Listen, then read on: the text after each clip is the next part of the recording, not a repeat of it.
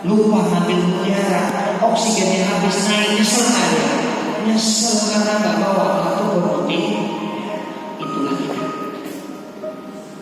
Dan mohon maaf, bisa jadi Bapak Ibu capeknya Bapak Ibu duduk ya, yang harusnya mungkin di rumah leyeh-leyeh santai, datang ke masjid duduk dengerin pengajian, tapi inilah yang menjadi mutiara, yang menjadi bekal, yang mudah-mudahan menjadi wasilah kita masuk surga. Allahumma amin. Muhasabahnya udah dulu ya, biar agak berwarna pengajian kita, betul? Maka untuk sukses dunia akhirat, bukan hanya dunia tapi juga akhirat, butuh manajemen waktu. Nah, apa itu manajemen waktu? Manajemen waktu itu upaya dari kita mengontrol diri. Ya. Untuk apa? Untuk kebaikan di masa yang akan datang. Penting kok? Penting tidak? Penting sekali. Kalau bisa ngatur waktu, pertama tidak suka menunda. Kerjaan itu ya, pekerjaan itu banyak sedikit. Tergantung. Kalau ditunda pasti banyak. Tapi kalau dikerjakan lama-lama selesai. Betul.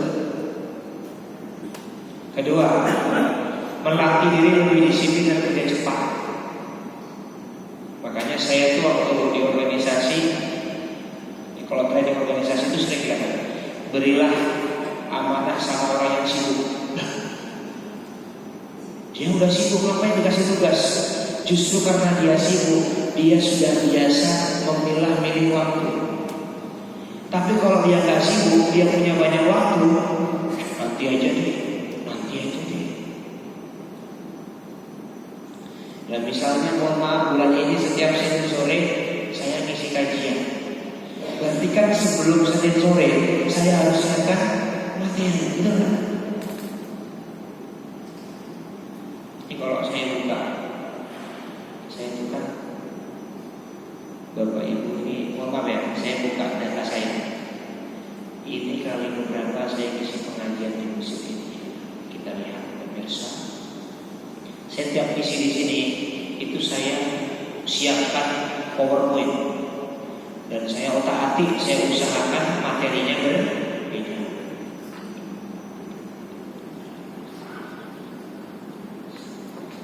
Ini adalah kali 16 saya ngisi pengajian semenjak mesin ini ada. Ya enggak ya? Oh enggak, lebih banyak. Ini kan yang pakai slide. Yang nggak pakai slide kayak gitu. Pokoknya slide saya ada 16 gitu ya. Nah yang nggak pakai slide, yang pakai slide di depan situ kan, berbuka puasa ya, ahad pagi ya. Nah itu nggak pakai slide, tidak ada di situ. Yang ketiga, menghindari tabrakan antara aktivitas. Yang keempat, mempermudah segala urusan. Nah, dan Bapak Ibu, Islam itu sudah mengatur waktu. Dan bagaimanakah Islam mengatur waktu? Pertama, tidak boleh berlebih-lebihan dalam urusan apapun, bahkan urusan ibadah. Saya mau cerita. Suatu ketika datang 3 sahabat kepada Rasulullah. Ya Rasulullah, orang pertama, saya akan tahajud yang malam dan gak tidur. Mantap. Tahajud yang malam gak tidur. Yang kedua, ya Rasulullah, saya akan puasa tiap hari. Mantap. Puasa sunat ya. Yang ketiga, ya Rasulullah, saya akan fokus ibadah dan saya tidak mau menikah karena menikah bisa mengganggu ibadah. Apa jawaban Rasulullah? Aku adalah orang yang paling beriman di antara kalian. Aku tidur dan aku bangun. Aku puasa dan aku berbuka. Dan aku juga menikah. Jadi Rasulullah itu menegur orang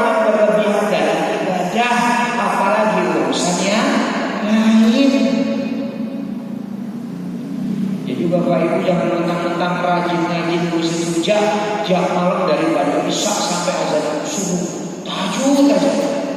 Itu bukannya makin sehat malah makin sakit, betul? Betul. Jadi urusan ibadah tidak boleh berlebihan.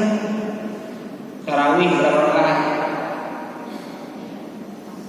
10, 20, betul nggak? Bisa nggak lebih? Jangan berlebihan. Makanya kalau dalam ibadah konsepnya adalah al-aslu fil ibadah mamnu'ah. Asal usul ibadah itu semua dilarang kecuali yang diperintahkan. Makanya kita itu kalau mau beribadah harus ada dalilnya. Karena asal usul ibadah itu semua nggak boleh kecuali yang ada perintahnya. Tapi kalau muamalah, al-aslu fil muamalah ibahah. Kalau urusan muamalah semuanya boleh kecuali yang dilarang. Dibalik ya. Minum itu kan muamalah. Semua boleh diminum kecuali yang dilarang. Apa yang dilarang? Khamr, apalagi yang memabukkan, apalagi yang tidak menyehatkan, betul nggak? Makan, semua boleh dimakan nggak? Kecuali yang dilarang. Apa yang dilarang? Yang haram-haram, betul. Ayam halal atau haram? Tergantung. Temennya beli nasi ayam mau dimakan dihabisin, itu haram, itu enggak. Nah, maka Bapak Ibu, ini saya waktu bikin materi ini, saya itu biasanya dengerin pengajian di YouTube. Salah satunya pengajiannya Ustaz Adi Hidayat. Ada yang nanya, Ustaz, antum ini sibuk sekali, tapi kok masih sempat hafalan Quran? Beliau kalau isi kajian Bapak Ibu itu benar-benar disiapkan luar biasa, betul. Bagaimana cara antum membagi waktu? Apa jawaban soalnya? Cara membagi waktu adalah bagi waktunya, betul? Cara membagi waktu, yo bagi 4:30, 4:30 kajian, jangan yang lain, betul? Ustaz ujian numpuk ya sudah, nanti pada isya misalnya jam 8 sampai jam 9 cuci baju, jangan yang lain, betul? Tidur jam berapa? Jam 9, jam 10 sampai jam 4, setengah 4 tidur, jangan yang lain. Loh, dalam Quran itu Allah bagi waktu, kita bedah ayatnya. Al-Furqan 47. Walladzi ja'alakumul laila libasa wan-nawma subata wa ja'alna an-nahara nusura. Allah siapkan malam untuk tidur, siang pagi untuk berusaha. Dengerin Bapak Ibu jemaah, ini sunatullah, jangan dibalik. Ustaz, saya semalam kerjanya satpam, ya nggak apa-apa. Tapi kalau yang lain jangan, betul nggak? Ada soalnya anak-anak muda cerita, Ustaz, saya itu malah nggak bisa tidur, terus saya tidurnya pagi, jangan, betul nggak? Yang kerja di rumah sakit aja nggak tiap malam berangkat, betul nggak? Dijadwal, karena memang malam itu waktunya untuk apa? Istirahat. Tapi karena kita pelayanan, namanya orang sakit nggak kenal waktu, betul? Akhirnya ada shiftnya. Bisa di pagi tidur, tapi kan pagi Allah setel bukan buat tidur. Dan tidur malam itu kualitasnya luar biasa. Makanya mau sehat tidurnya harus cukup, betul nggak? Banyak orang sakit karena kurang tidur. Tapi ada guyonan itu. Orang sukses itu kurang tidur. Orang sukses itu tidurnya sedikit. Orang gagal dikit-dikit tidur. Orang sukses itu makannya sedikit. Orang gagal dikit-dikit. Ya itu guyonan aja Bapak. Al-Furqan 47. Al-Qasas 3. Wa min rahmati ja'alakum laila wan nahara litasbihu wal tadhkuru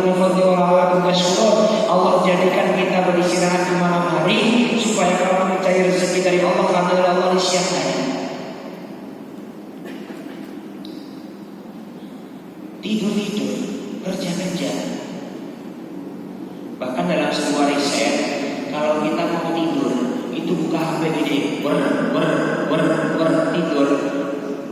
Ternyata mata kita tidur, otak kita masih muter. Gara-gara apa? Makanya orang beriman kalau tidur HP taruh, tinggalkan semua, wudu, lebih mantap, doa itu. Jangan nunggu ngantongin HP, jangan. Secara medis kurang sehat. Nanti dokter yang lebih paham bisa menjelaskan. Tapi begitu. Jadi di Quran ini, mohon maaf saya nggak bisa keluarkan semua ayatnya. Tapi dari Al-Qasas 73 sama Al-Furqan 47 itu Allah menjelaskan kepada kita memang Allah itu membagi waktu sesuai fungsi dan kegunaannya. Anak-anak alasan, Ustaz, saya ini insomnia. Ada yang insomnia. Saya tanya, kamu kalau nggak bisa tidur, malah ngapain main HP? Ya itu yang bikin gak tidur. Kamu ngapain? Nonton film, itu yang bikin gak. Coba sesekali, ini guyon ya, mohon maaf nih.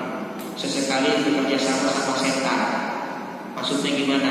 Kalau nggak bisa tidur, ngaji. Dijamin matamu ditiup-tiup sama setan, akhirnya ngantuk. Betul nggak? Insomnia, tarawih aja ngantuk, betul nggak? Iya kan? Saya nggak bisa tidur malam, Ustaz. Tarawih muak dia itu, betul nggak? Insomnia suruh ikut apa? Misalnya Sabtu malam minggu ngantuk, betul nggak? Jadi inilah Islamic time management. Perhatikan Bapak Ibu. Kalau manajemen waktu dalam Islam, artinya Allah memerintahkan kita mengisi waktu yang Allah berikan dengan pekerjaan yang hukumnya cuma dua: wajib sunnah, wajib sunnah, wajib sunnah. Berarti orang yang nggak bisa membagi waktu adalah apabila dia mengisi waktu yang Allah berikan dengan pekerjaan yang hukumnya makruh dan saya kasih tahu rahasia boleh. Ini diantara kita saja, oke? Bapak Ibu ingin sukses dunia akhirat? Ingin tidak? Kok ragu-ragu jawab? Ingin tidak? Ini rahasia. Kadang-kadang ikut seminar sukses malah mumet betul. Nah, ini kuncinya. Bapak Ibu perhatikan. Kalau mau sukses dunia akhirat, rahasianya setiap hari sibukkan diri kita dengan pekerjaan yang hukumnya dalam fikih wajib sunnah, wajib sunnah. Itu rahasia sukses dunia akhirat. Pun sebaliknya, kalau yang kita kerjakan setiap hari hukumnya makruh, haram, makruh, haram, itu kunci kegagalan dunia dan akhirat. Bapak Ibu mungkin rasanya tiap Senin sore, Kamis sore yang ngaji seperti biasa. Tapi Bapak Ibu yakinilah apa yang sedang kita kerjakan ini itu berdampak pada masa depan kita, mau di dunia atau di akhirat. Serius. Walaupun kadang-kadang kita tidak menyadari. Kan minimal habis ngaji ini mikir, oh iya ya penting ya waktu ya. Mungkin habis ini masih ada yang suka begadang. Oh ternyata Allah dalam Quran tuh bikin malam buat istirahat ya. Ya. Yuk kita ngaji bersama. Bismillahirrahmanirrahim. Hafal dong. Ya rame-rame. Wal 'ashr. Rame-rame. Innal insana lafi khusr illa alladziina aamanu wa 'amilus shalihaati wa tawassaw bil haqqi wa tawassaw bis sabr. Wala syaraka. Demi masa sesungguhnya. Tahu dong lagunya ya. Manusia itu rugi kata Allah dalam surat Al-Asr. Illa kecuali apa? Amanu beriman, wa amilus shalihat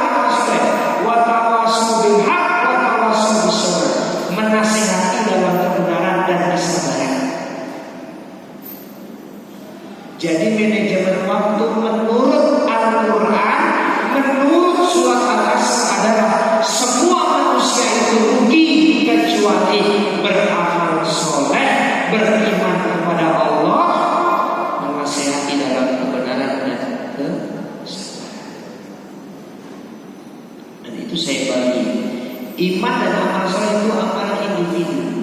Tapi watawasau bil haq watawasau bil sabr itu adalah amalan kolektif. Berarti amal ma'ruf saja tidak cukup, harus ada apa? Nahi.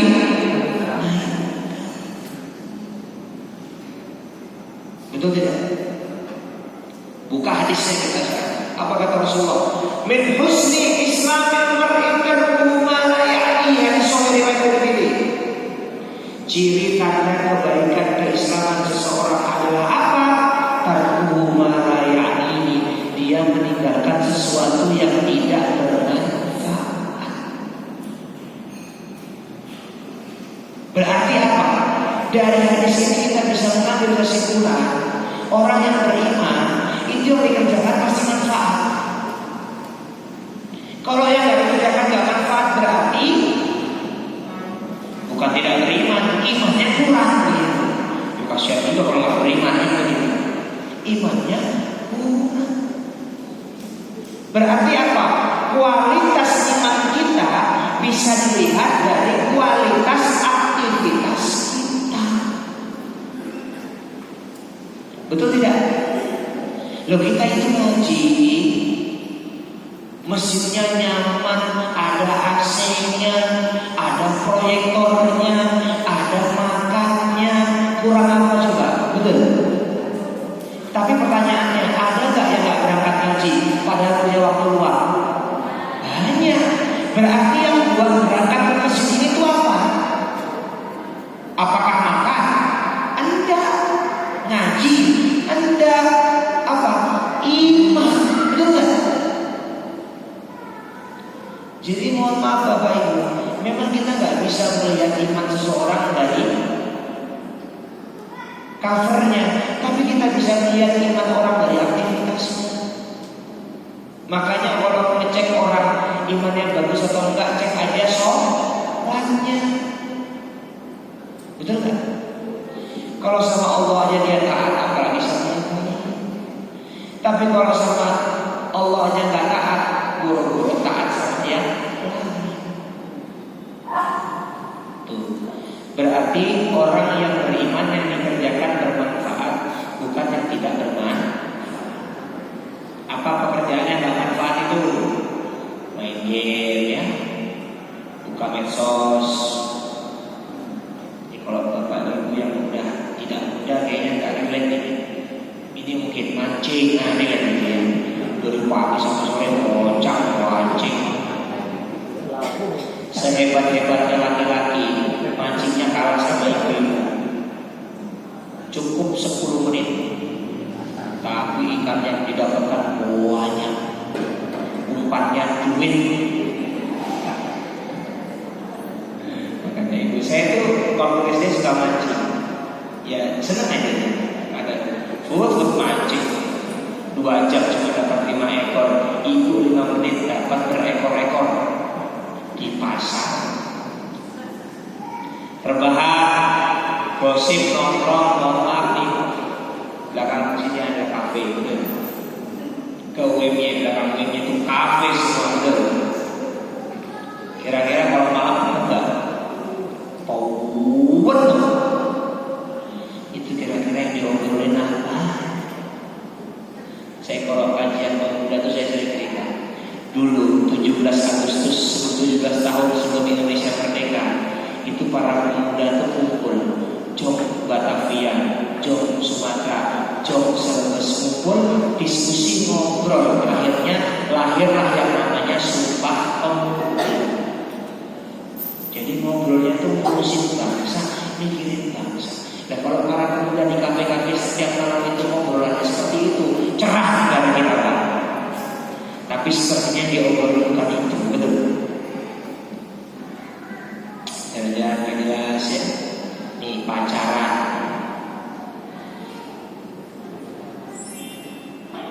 Nih, nasihat dari Hasan Al-Basri. Yuk kita baca bersama. Termasuk tanda berpalingnya Allah dari seorang hamba adalah Allah menjadikan kesibukannya dalam hal-hal yang tidak bermanfaat. Bapak Ibu, nasihat Al-Basri ini memberikan kita jawaban. Bapak Ibu sekarang mau ngecek kira-kira lagi dekat nggak sama Allah? Lagi dekat nggak kira-kira? Cara ngeceknya gampang. Cek kesibukan kita itu duniawi atau ukhrawi. Betul nggak? Yang kita kerjakan ini manfaat atau enggak?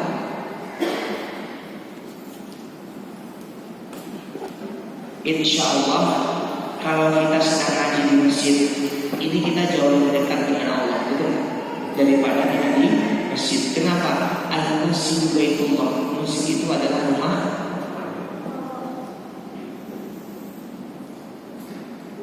Ya, Bapak Ibu, itulah pembukaan kajian kita pada sore hari ini. Sekarang kita baru masuk ke materi. Bagaimana cara mengatur waktu?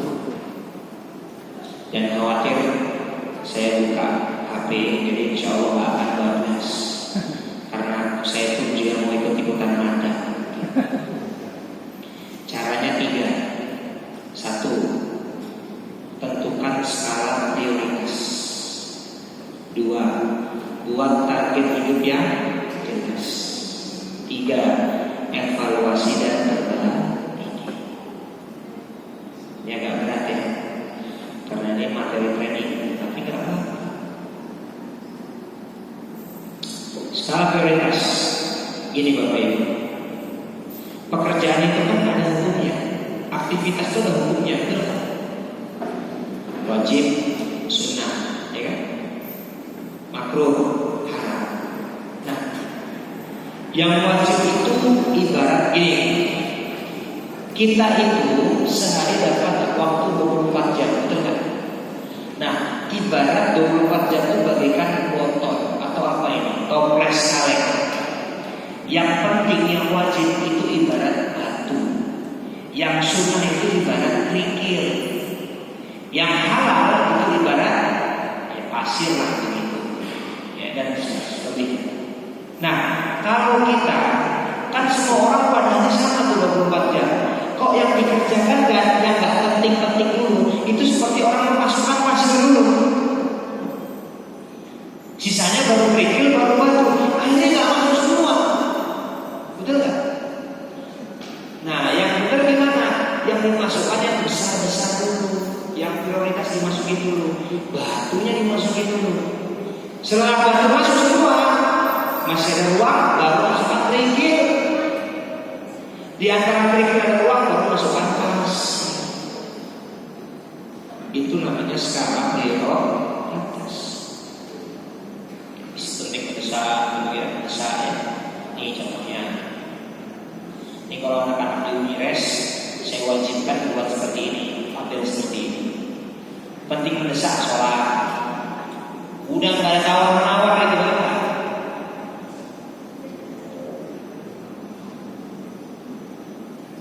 Ya, yang udah mendesak tinggal. Misalnya ini ya Bapak Ibu. Yang kedua buat target hidup. Sebelum subuh apa, habis subuh apa, habis ini apa jelas. Ada harian, ada tahunan, masa depan. Ciri orang yang gak punya target jelas itu yuk men, yes men. Jalan-jalan yuk, nongkrong yuk, nonton yuk. Orang gak punya target. Misalnya yang muda-muda habis kuliah, bro, ke kafe yuk. Sorry itu ada pengajian unit kerja. Betul enggak? Itu jelas targetnya, rencananya jelas. Ya nggak jelas. Nanti sore kemana ya? Nongkrong yuk. Ada film bagus nonton yuk. Ada konser lihat yuk. Ya. Yang ketiga, buat evaluasi dan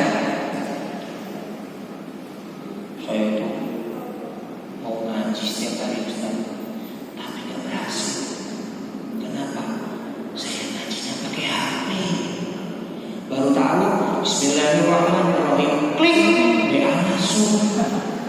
Berarti dia evaluasi besok ngaji gak usah pakai HP, tapi pakai mushaf.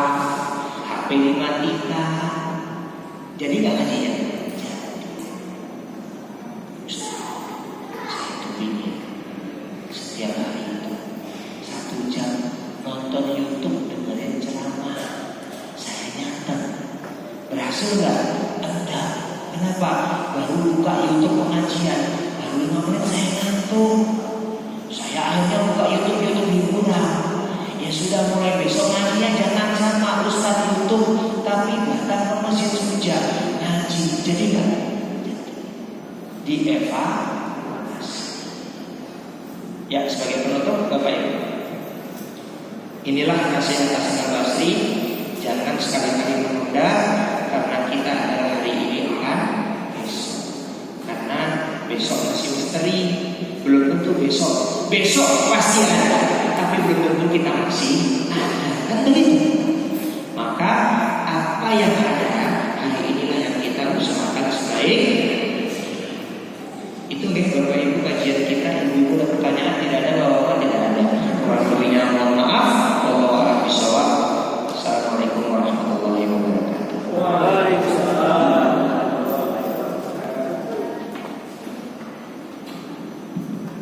Kami ucapkan jazakumullah kepada Ustaz Mahfud Khairul Amin atas tausiah pada sore hari ini. Serahkan kita semua, semoga ilmu yang kita peroleh pada sore hari ini dapat bermanfaat untuk kita semuanya. Ibu, Bapak, Assalamualaikum. Masih ada waktu kurang lebih 4 menit lagi bisa untuk persiapan berbuka puasa. Maka dari itu kami persilakan kepada Bapak sekalian untuk dapat menuju ke tempat yang sudah kami sediakan. Saya tutup.